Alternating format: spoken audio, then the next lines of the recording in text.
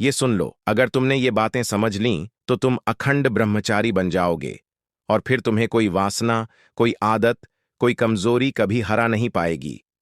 जिंदगी में एक समय आता है जब आदमी का सबसे बड़ा दुश्मन कोई और नहीं, उसका अपना मन होता है।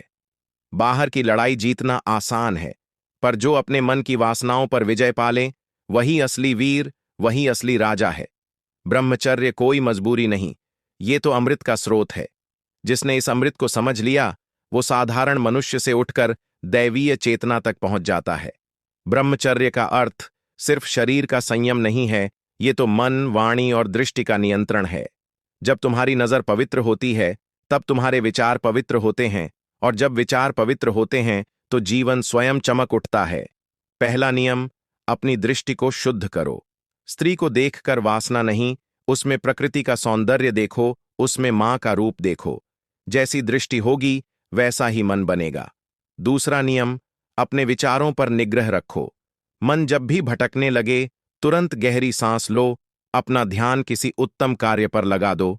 याद रखो, विचार ही वास्तविक कर्म की जड़ हैं। तीसरा नियम, अकेलापन पाप का द्वार है।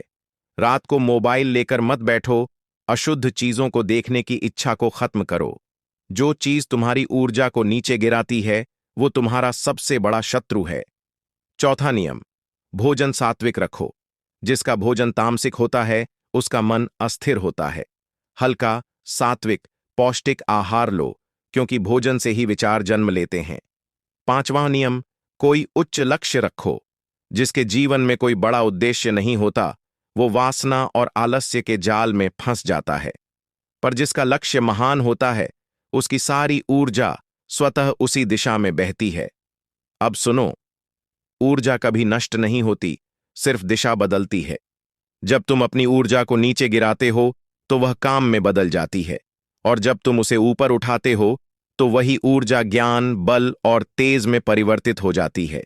वही तेज जो संतों के चेहरे पर दिखता है, वही तेज जो महापुरुषों की आंखों में जलता है, वो किसी और से नहीं, ब्रह्मचर्य की साधना से उत्पन्न होता है।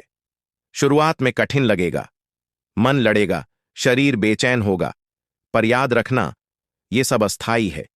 हर बार जब मन हाराने की कोशिश करे तो खुद से कहना, मैं अपने मन का स्वामी हूं, दास नहीं।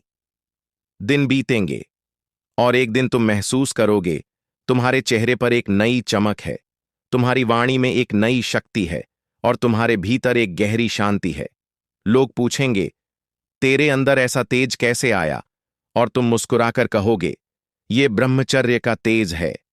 जो ब्रह्मचारी बनता है, वो संसार से भागता नहीं, बल्कि संसार को प्रकाश देता है। वो किसी से डरता नहीं, क्योंकि उसने खुद को जीत लिया है। याद रखो, जो खुद पर विजय पा लेता है, उसे कोई हरा नहीं सकता। और जो अखंड ब्रह्मचारी बन जाता है, वो शरीर में रहते हुए भी देवत्व को प्राप्त कर लेता है। तो सुन लो, अगर तुमने अपनी नजर को पवित्र कर लिया, अपने विचारों को नियंत्रित कर लिया, अपनी ऊर्जा को बचा लिया, तो कोई ताकत तुम्हें रोक नहीं सकती। तुम अखंड ब्रह्मचारी बन जाओगे, जिसका तेज अमर होता है, जिसकी वाणी में शक्ति होती है, और जिसके जीवन से ही प्रेरणा बहती है।